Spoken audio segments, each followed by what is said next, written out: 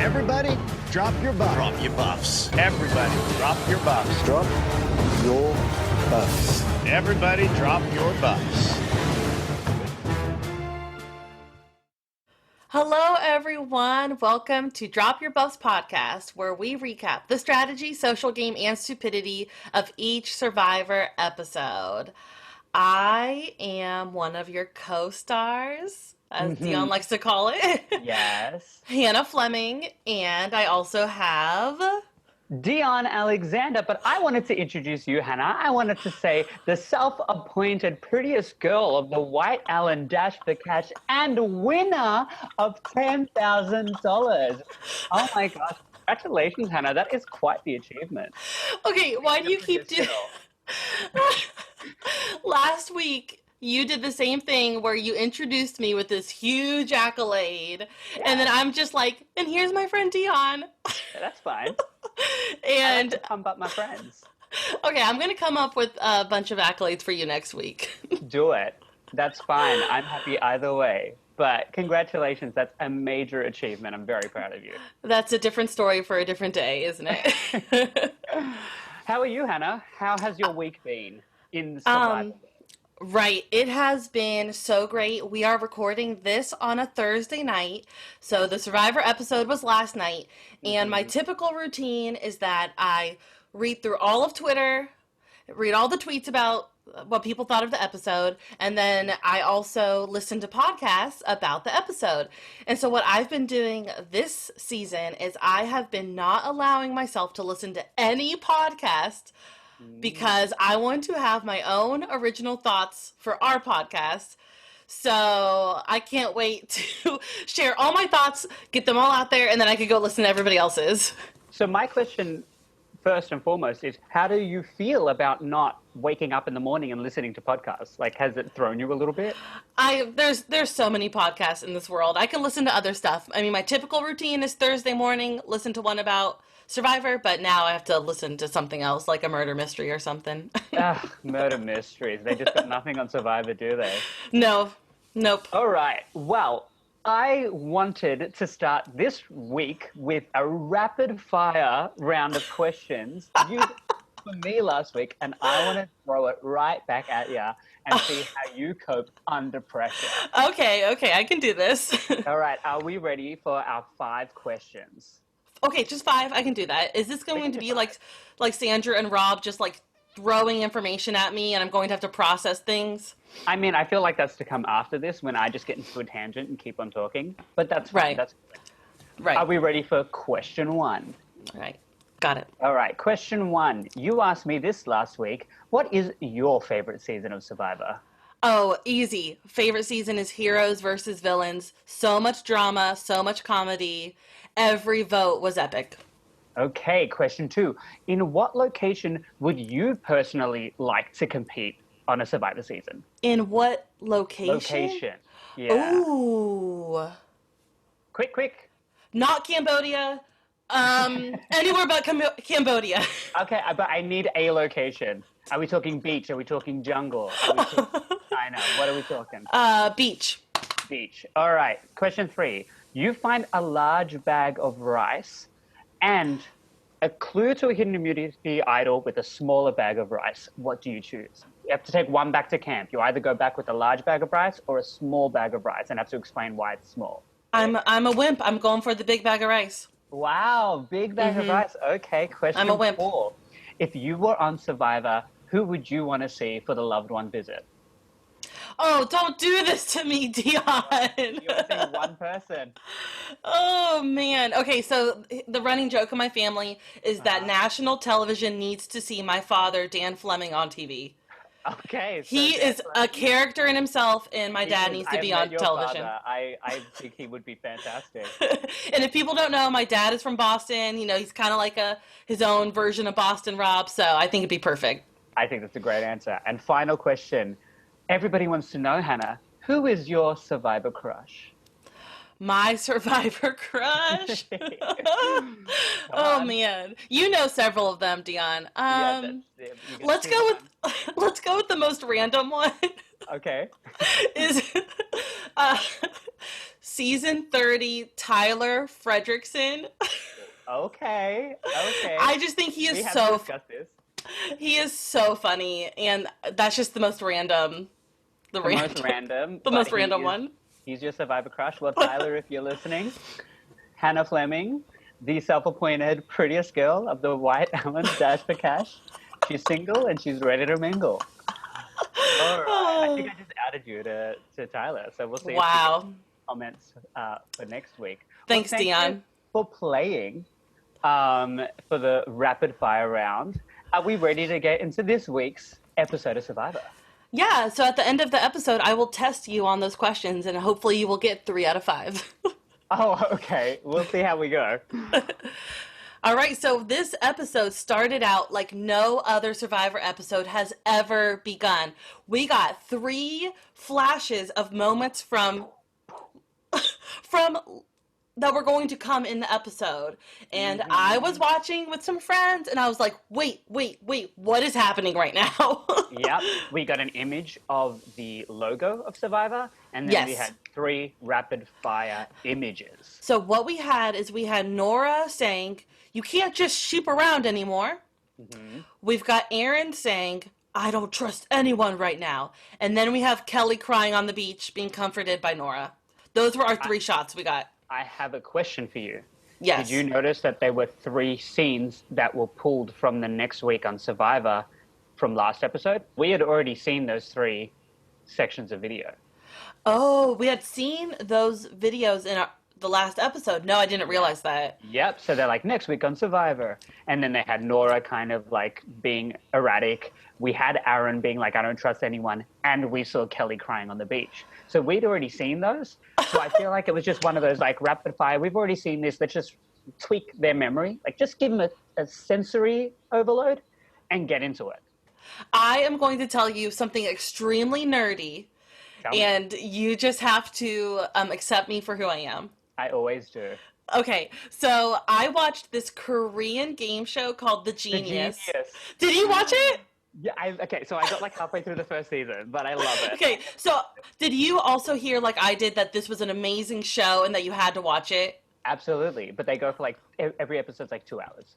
Okay, so if you're listening and you have never seen it, which I'm sure most of you haven't, it is a game show where it's a group of people in a Celebrities. house. Yeah, and they have to do a challenge every day. Every time they come, they have to do a challenge, and it's usually a huge mental or social challenge.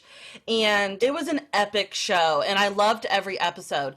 The So whole just reason. to weigh in on that. So these are all professionals in their field. We had professional poker players. We had professional news reporters. We had K-pop stars. We had people who were very well known for being professionals in their field. So they already had an idea of who each other are and what their kind of strengths are going to be.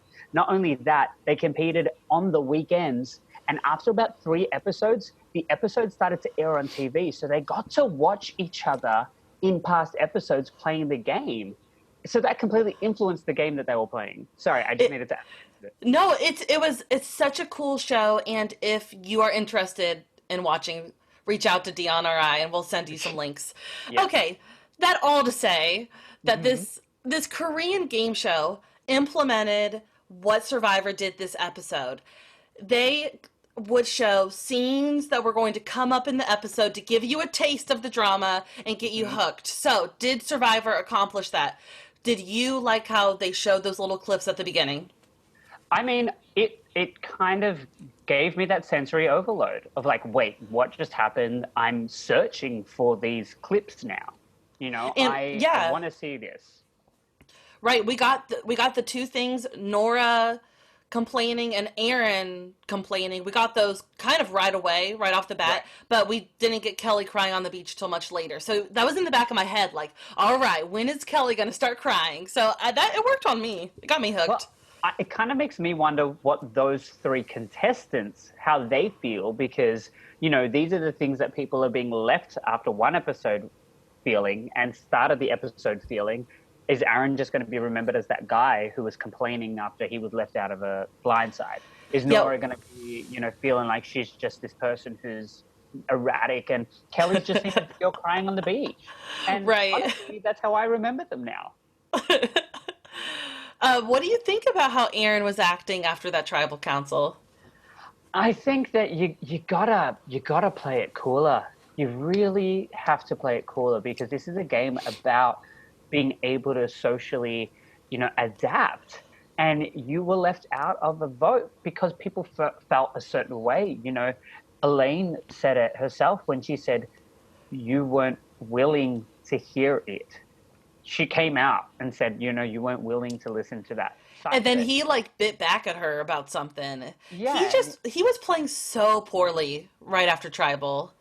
and I understand that, emotions are high, you're Right. embarrassed, Right. you wanted to be a part of something, and it's the first vote, the first round. That's heavy. If you're already feeling out of the loop on day 3, what's the chances of getting to day 39? I love seeing an alpha male get knocked down a peg. I gotta admit, like I loved that. I mean, like physically, he is that kind of like alpha male, archetype. But in terms of the round that we just watched, he hasn't really fallen into that leadership role.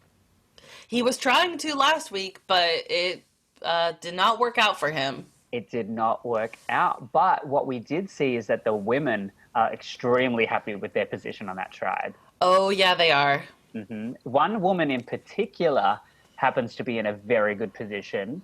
While she was collecting firewood, we saw the wonderful, absolutely wonderful Chelsea stumble across a hidden immunity idol. Let's go, Chelsea. That was awesome. I was living for that. I like jumped out of my seat when I saw her find it. I was like, yes, absolutely, get that idol and let's get this game going. What do you think she's going to do with that idol? Um, oh, see, that's the thing. Like, part of me when she found it was like, great, she's found it. Now she just needs to play it correctly. Like, I've kind of turned into that person where it's Right. not to just find an idol. You need to know how to play it. So I think that she's going to keep her lips sealed about it, at least for a couple of rounds. I don't think that it's going to be something that she goes straight back to people and tells them about. I might be wrong, but I have a feeling she's going to hold on to that, like Lauren did, until, say, a lot later on in the game, until she really needs to tell somebody about it in order to work a move that's going to help her and her alliance. Right. Are you talking about Lauren from Last season, yes. last season? Yes. She kept that idol till the end. Like Yeah.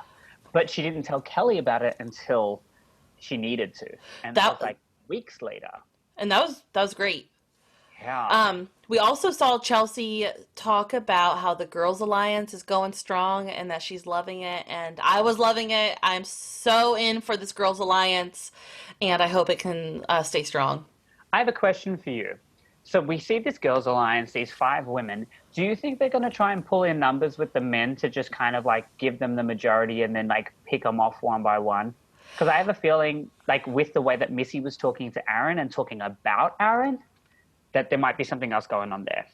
Yeah, so if anyone were to leave that Girls Alliance, it would be Missy. It seems like Missy's making connections outside of Oh, you the think she'd alliance. actually leave the alliance? Yeah, what do you think? I was thinking that they were going to try and pull men in to give them numbers and then just pick them off one by one, like Black Widow Oh, style. I would love that so much. Yeah, because I was like, if they had to prioritize a man to do that, like, I'm like, are they going to take out Vince? Are they going to take out Tom? Are they going to try and hold on to Aaron because he's at the bottom and they can use him? I mean, they showed us Missy trying to reconcile with him and trying to pull him in. I can't imagine anybody wanting to reconcile with him how he was talking after Tribal, but like Missy was the one who was doing the work. Well, that's the thing. I mean, we've seen to what, I mean, we could assume are workhorses when it comes to the challenges in the form of like Aaron and Dean, 2 of the quieter guys in that tribe. But I mean, you can't deny that Tom and Vince are workhorses back at camp. It's like, how are the women going to decide who they're going to go for next? Wow. Ooh, I'm intrigued. Right. So it's like, these women are in a tight alliance, but are they going to start like falling in on themselves and being like, is this actually going to be a benefit to us to stick together 5 women strong? But I mean, they've proven to this point that they can survive out there. I'm just worrying about strength and challenges, but they didn't struggle in the last one, that's for sure. That is for sure. On so that's like kind of most of what we got on the Lyro tribe, isn't it? We really did not see much of them this episode. They dominated in the challenge, and though it was a nail biter towards the end, there's no denying that they were out really strong at the start of that challenge. Exactly. And then we got a ton of content on the Vokai tribe, especially one person that I shared last week is like nails on a chalkboard to me, and that is Noura. Who I admittedly am loving. Everybody, everybody is loving Noura, and I'm over here like, I cannot imagine working with her. I cannot. That whole scene of her complaining about people not working, right when everybody's woken up, and she's, oh my goodness, I couldn't. I mean, I did look at that clip again, and her frustration is people are like, I'm so glad that we woke up and we kept the fire going. And it's going to be frustrating when somebody's like, I'm so glad we did this, when you know that you single-handedly are the person responsible for why that fire still exists. Right. I will say, she is great television. Noura is amazing television, and I was laughing so much about so many things that she was doing and saying, so great TV, but I will stand by the fact that I'm not the biggest Noura fan. Here's the thing that I enjoy about Noura. She is an emotional player, and I personally like emotional players on Survivor a lot because you have room to work with them. So you can talk to Noura, you can convince her that different people are going to influence things on an emotional level. When you talk to people who are more, I will say, robotic, they remove emotions from the game and they talk strategically, it's a lot harder to kind of get your personal way as a player Right. to another player who doesn't work on an emotional level. So Right. if I were out there, I'd actually really enjoy working with her because I feel like there's passion behind it and there's room to work. I love how Jason, the guy who was looking for an idol day one for maybe 20 minutes and was pegged as the Idol hunter. The idol hunter, he was pegged as don't work with him. I love how he is forced to be in an alliance with Noura. Like, she is his only option, so he has to work with her. And I loved the little snippets we got of him going like, stop dancing, and I love how he could easily be like the game body, like strategic guy, and he has to work with Noura. I mean, he says he has to, but he also follows that up with, she's my friend. Right. And I want, like, he has to, but he also does want to. There is that element of want. And I think, you see those people out there who end up butting up with people that they don't expect. I mean, I have to say, like, one of my favorite moments, I'm not going to say it's my drop your buff moment, but one of my favorite moments is when the two of them are sitting on the beach and she's cackling in this kind of weird witch-like laughter cackle, taps him on the knee and goes, "Ah, you're cute. I like you." Something along those lines. And I'm just like, you are on a different plane of, like, world right now. It was just hilarious for me. Last week, you called her Debbie 2.0, and I think you are totally right. Everything she was doing was Debbie 2.0. I mean, I think that, yeah, I'm going to stick to it. I'm going to stick to my guns. I'm going to say Noura is Debbie 2.0, but there's a part of me that just, I don't know, I wanna sit and just have a conversation with Noura and be like, I want to be where you are right now. Like, let's go there. No, thank you. I'm good. Oh, gosh. So we did see that Kelly just got pretty much ripped out of her tribe. And she looked like she had no idea what to expect. And her tribe just came to her and started giving her advice, not knowing what would happen. With Jason saying, think outside the box. And is that not what I said last week? I said, when it comes to Survivor, you have to think outside the box. And hearing Jason say that was such validation. Yeah, I mean, he's a smart player. I don't think anybody can deny that he's not a smart player. He just found himself in a bad situation. But his words of advice seemed to really affect her, and she kind of kept those words on her mind on her way over to the Island of Idols. All right, so we see Boston Rob and Sandra. Oh my gosh, it's them. Whoa, whoa. Okay. It's Ooh. not Cochrane. What? Yeah. They go and they read her the oath, which is Hmm. really boring. They start Yeah. talking about all about their lives and everything, which was boring, but I found it more entertaining than the fire challenge from last week. What did you think about this challenge?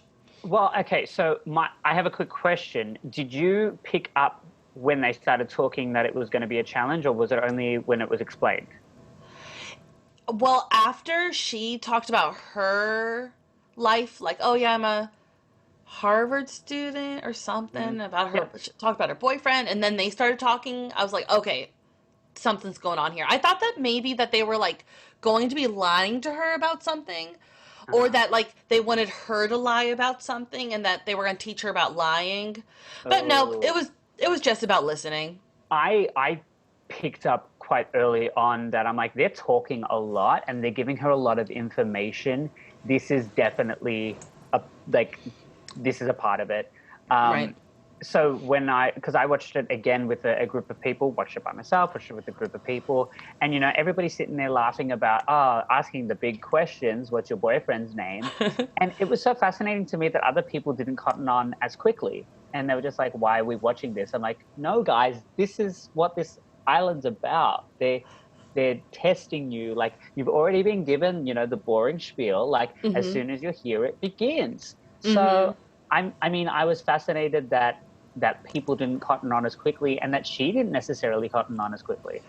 No, they showed clips of her looking like she was not paying attention. And you know what? I don't blame her. I could totally picture myself in her spot being overwhelmed by everything going on and like, why are Boston Rob and Sandra telling me about their dogs? Like, I would be so confused. So, you know what, Kelly? You tried your best. She won the challenge. It seemed so easy. Uh-huh. Um, I mean, it did seem easy. I have had that conversation with people. Like, we don't know if those questions came up in the first 10 minutes and they spoke to her for 2 hours, you know? oh, that's a good point. So it is condensed. It is, they will show the information that we need as an audience to be able to answer the questions, but there could have been a lot of information provided. But have a further question. Do you think that the challenges out on the island are set by the round or by the person that visits the island? I really think it's by the round. I think they have the order that they're doing. What do you Hmm. think? I mean, I wonder because she did say that she has a terrible memory.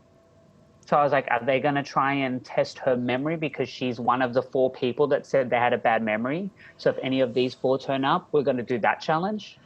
Ooh, that is really cool to think about. Because I mean, Elizabeth could be one of those people who's like, I have no experience with the outdoors. So they're like, well, let's chuck her out there and give her a survival challenge. That is a really good point.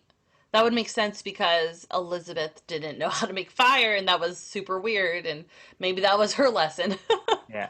Well, fun, fun, fun. She wins a challenge. She gets an idol. She turns up back to camp with it in her hair, in the bundle of hair on the back of her head. Fun thing that I found on Facebook is Sandra Diaz Twine posted that she thought it was going to fall out and that she should have made it tighter, which So makes me, Sandra was the one who did it? this is what I'm under the impression of, that Sandra is either the reason that it existed, it might have been her idea, or she was just the one responsible for putting it in her hair. That was my drop your buff moment when she's on the beach, she's hugging everybody, and then she reveals in a confessional the idol was in my hair the whole time. I was like, no, that is genius and also super risky. Like, so Absolutely. risky. I cannot. Of all places to hide it, I mean, you got to hope that you get some thick hair that's going to like be able to contain it. I mean, I was impressed more than anything, but she got away with it. She said, "Search my body, tip everything out," and she was prepared. I feel like I would do the same thing. I would just like show up and want to be so convincing that I didn't have anything Mhm. that I would just like dump out everything and do it like be like take, check everywhere like I have nothing. But then again, where would I be hiding the idol if I did have it? So Right, maybe I but would do what was it? Kelly did. Yeah, was there too many tears though? Was she trying to sell it too hard? That fake crying, I don't know. It was a lot. Definitely was awkward. Yeah. I mean, It even like I was gonna call it Alexis. Even Molly was sitting there like, no, you don't have to do that. It's it funny. kind of looked like Janet was crying. Yeah, she seemed pretty emotional about it. But we saw twice in this episode when Molly turned to people tipping their bags out, saying, you don't have to do that. Huh, So interesting. it might just be a thing that Molly does. Um, but yeah, I guess Molly, should we talk about the king, the queen, Oh, and we the got jack? to. We have to talk about the king, the queen, and the jack. Bum boom. Heyo. So last week we did express that we had very good opinions of really all three of those people. You know, we had a good opinion of Molly. We thought that she would kind of like fit into the tribe pretty well and be pretty charming. Jamal was somebody that we had great opinions of because he was being Mm-hmm. included in alliances without even being present. And, you know, Mm-hmm. Jack was just a beast in the challenge, and everybody seemed to kind of just like get him in as this like younger vibe, but the three of them seem to come out too strong too soon. Really, I mean, they are seen as the cool kids, and they thought they were hiding their alliance well, but clearly they were not. Everybody was aware of it. And that's the thing. If you think you're hiding an alliance really well, but people are walking around giving you guys names, it's like, where are you? You can't just be solely focused on what you're doing. You got to have your ears open and be aware of how you're being perceived. This situation with the cool kids thinking that they have everything under control and the Hmm. outsiders making their way in made me think of Survivor Co Wrong.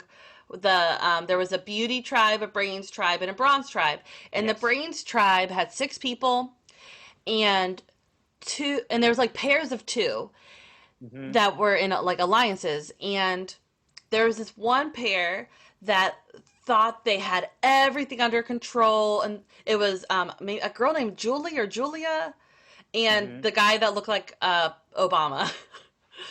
Oh, So, was it Elizabeth? oh, is her name Elizabeth? The brunette, because Julie was the Yeah. 19-year-old. Oh, Julia. okay. Yeah. Hmm. So the brunette, um, and the guy who looks like President Obama. Yeah. So they thought they had everything under control and they were calling all the shots. But you know what the rest did? They joined forces and voted both of them out. They Hmm. like when you are thinking a vote is easy, or when you think you can take a nap, or when you think that everything's going well, you better try again because something's going wrong. If you're in first gear, you gotta look at that gear stick and reassess. You Because apparently cannot do Survivor in first gear. you can't do survival in first gear. You're in fourth gear from the time you set foot on that island. Oh my gosh, can we just discuss Lauren this episode? Oh, yes, I am here for Her that. Yes. strategy. She is just dominating, and I'm here for it. I'm here for all of it. I went back to the scene where she brings up Molly, and I wrote down what she said and kind of what happened. All right. So Lauren turns to Janet and She was with Kelly as well.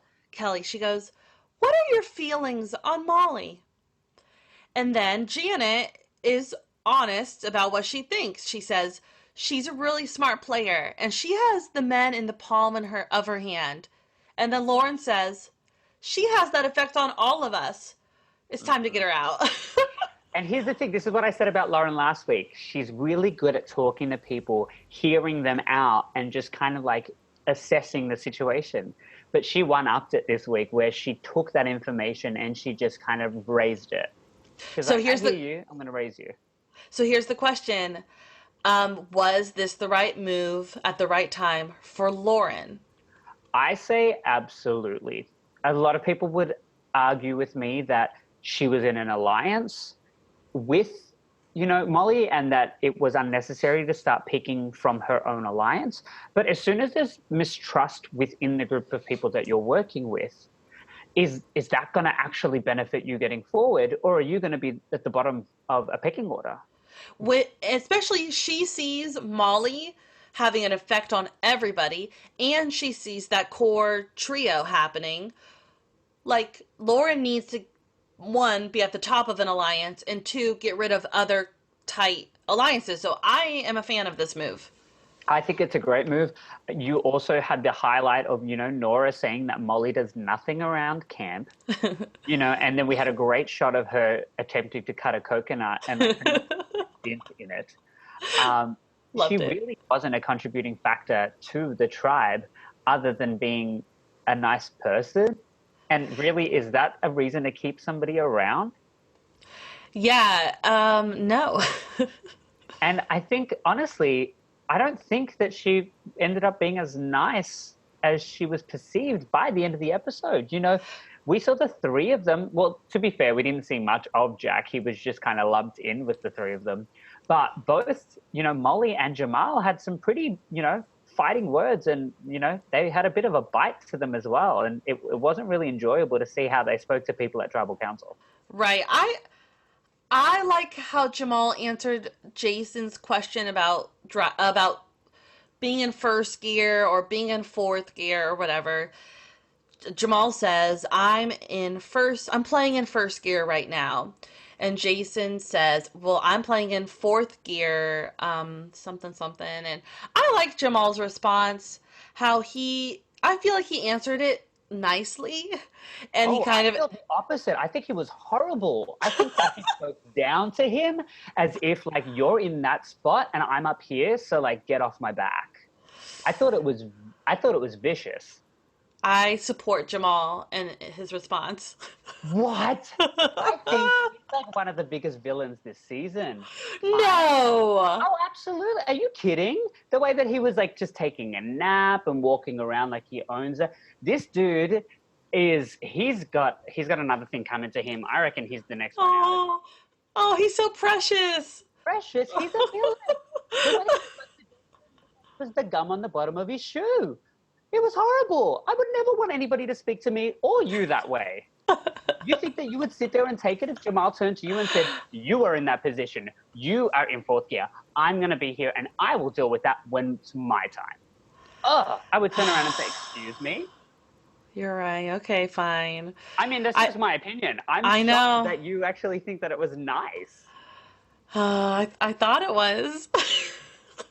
I was, the way that Noura turned around instantly and went, oh, that was enough for me to be like, these are fighting words. Yeah, Jamal played awful this tribal and this vote, so I can't say much for him, and Molly just did awful. Hey, what about Tommy for this vote?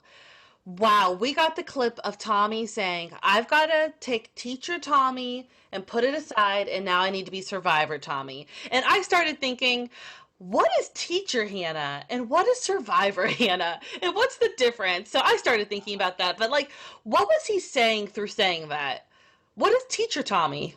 I think he said it later on in that same segment or later on in the episode where he said there is the difference between wanting to play with the cool kids and wanting to play strategically. Like, is sticking with the cool kids actually going to be the best move for me? So I think teacher Tommy is going to be that person who's just, what's going to be best cohesively versus what's going to be best for me. I totally get that. And I would say that for myself, being teacher Hannah would want to be like teamwork and everybody's happy and getting along and we're all going to get the grand prize at the end. But survivor Hannah would be like, backstab you all, only I will survive. Hey, and I see that. But the funny thing with his move is he eventually went against the cool kids. I mean, I don't know how much that was his choice versus being pressured into making that move, but he didn't side with essentially what he thought would be the people that he wanted to play with, because the edit shows that he went with a more strategic choice. But I started to get vibes from him of a former contestant in the form of Chase Rice from Survivor Nicaragua, who was Wow, an that's a deep pull. well, I mean, he's this, attractive guy who's very sweet, very level-headed, but wants to work with the cool kids. But is it going to be better off for him to work with the cool kids or with, the people that are going to be better for his game?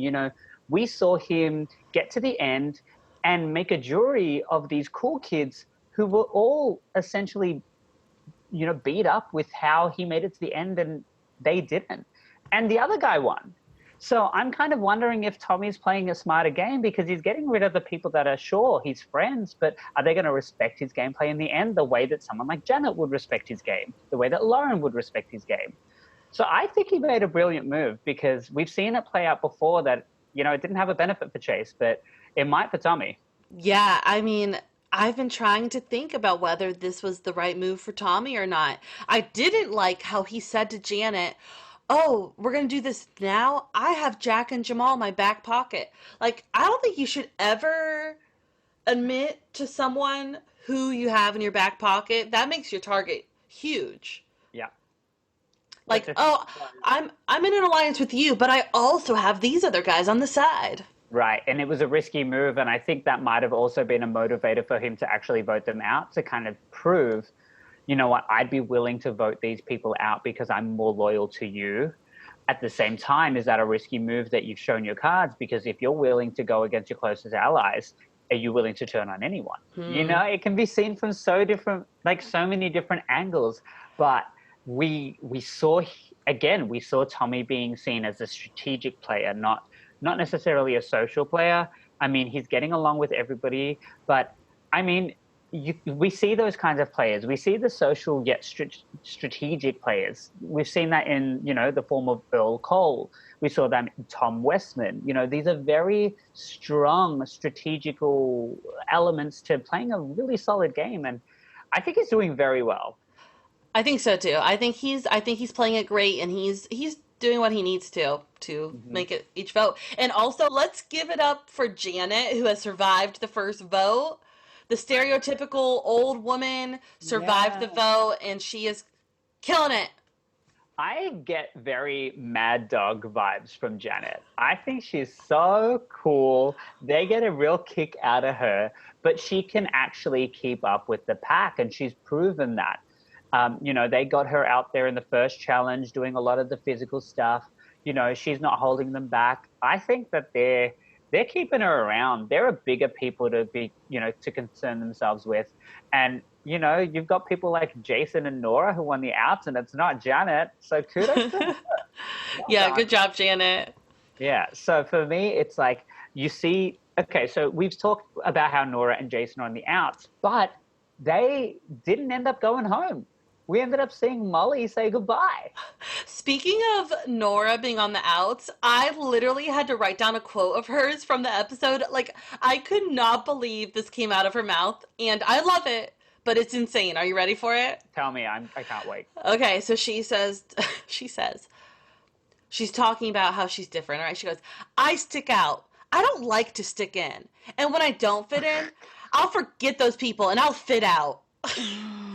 Wow. What? Poetry. I mean, that was gold. I need to write down like Noura quotes and live my life by those quotes. That's going to be my new Instagram bio. Yeah, I don't want to stick out. I want to stick in. I think that you are going to be very popular if you make that Instagram your Instagram bio. I love it. I love it. She was a mess during Tribal, but I was here for it.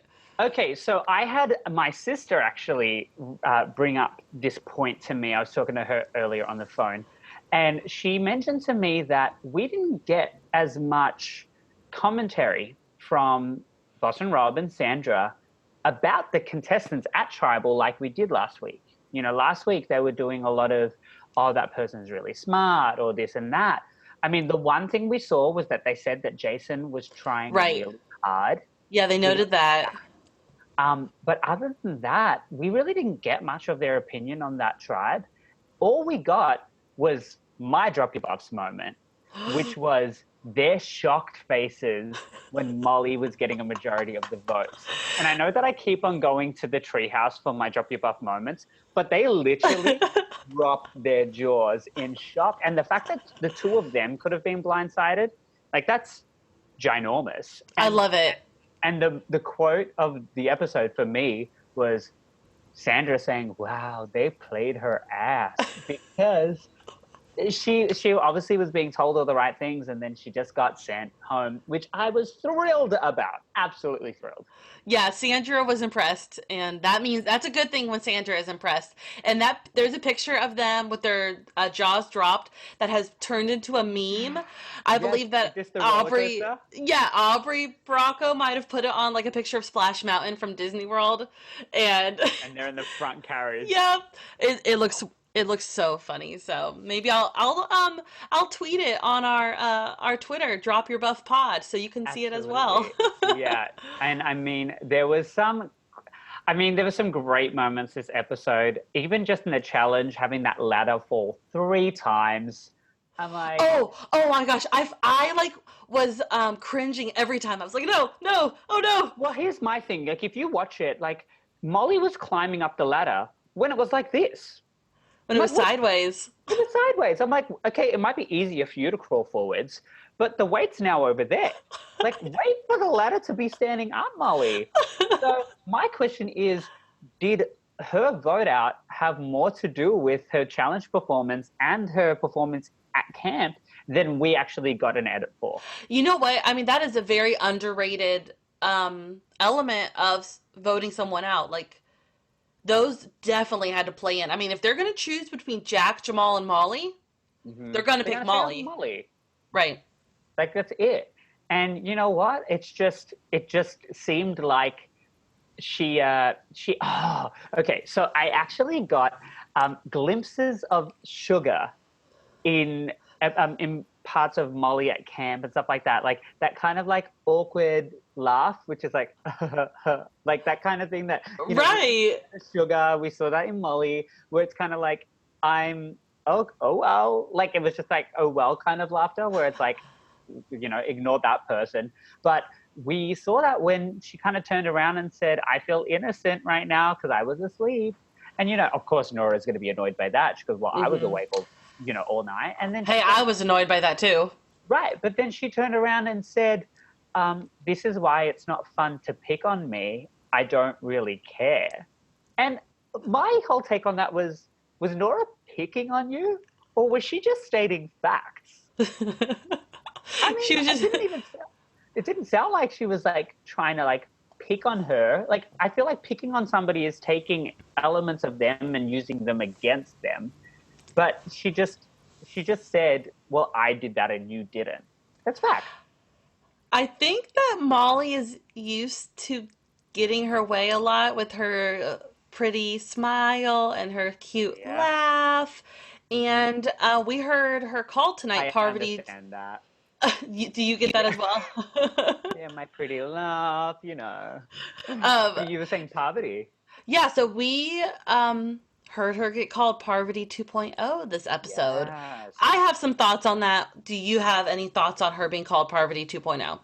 I don't know that she had the chops to be Parvati 2.0, but she had every reason to be perceived as somebody who could potentially end up in a power position. She has the charisma that Parvati had, where I could totally see her like laughing and talking with people and them just being roped in to her and being big Molly fans.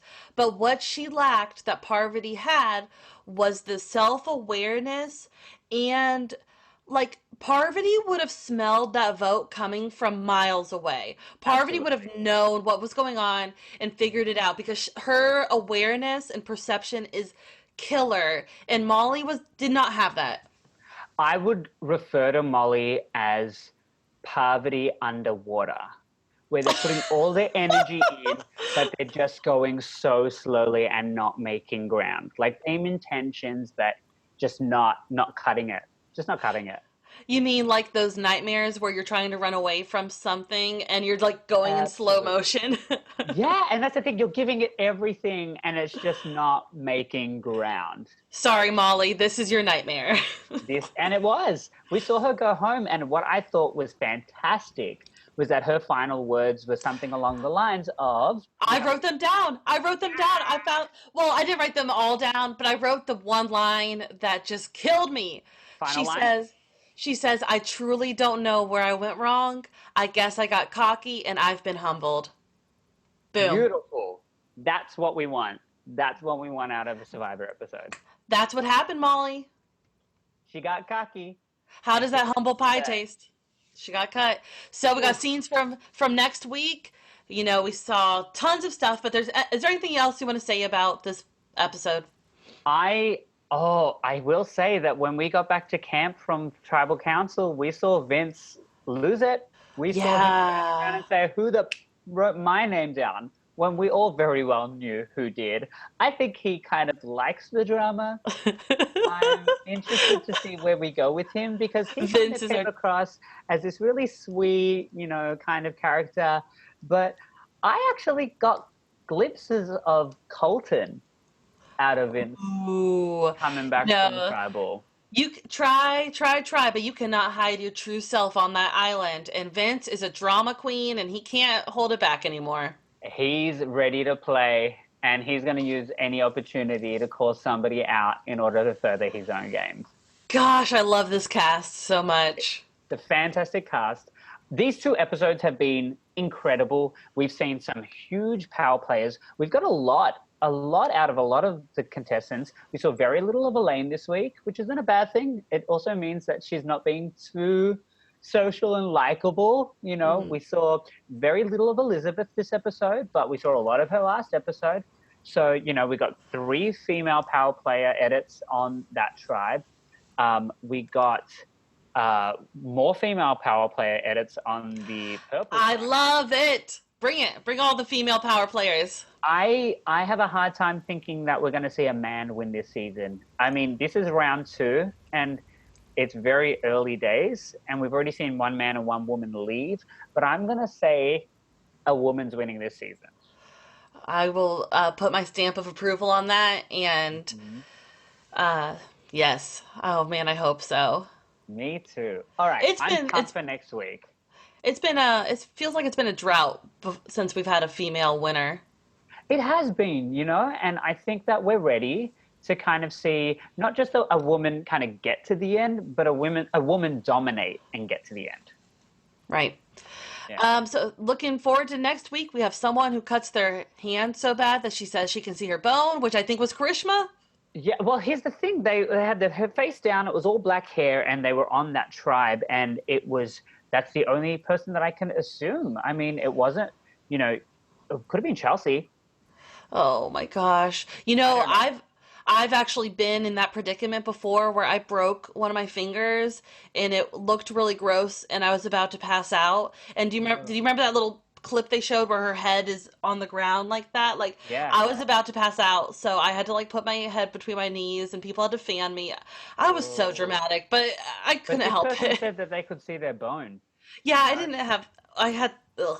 when I broke my finger, it was pretty gross, but it wasn't that bad. I mean, I think it's going to be something. We'll see how it goes. I have a question for you, though, quickly before we leave. For the last couple of seasons, we've seen 2 tribes turn into 3 tribes. Are we going to see that this season? There's no way we don't see that. We are going to see the iconic drop your buffs. We'll see drop your buffs, but does that just mean we're switching into 2 tribes? Because the last couple of seasons, it's been from 2 to 3, the 3rd tribe ending up at a new beach and having to start from scratch. I just think it's been done too many times. I think we're going to see 2 tribes.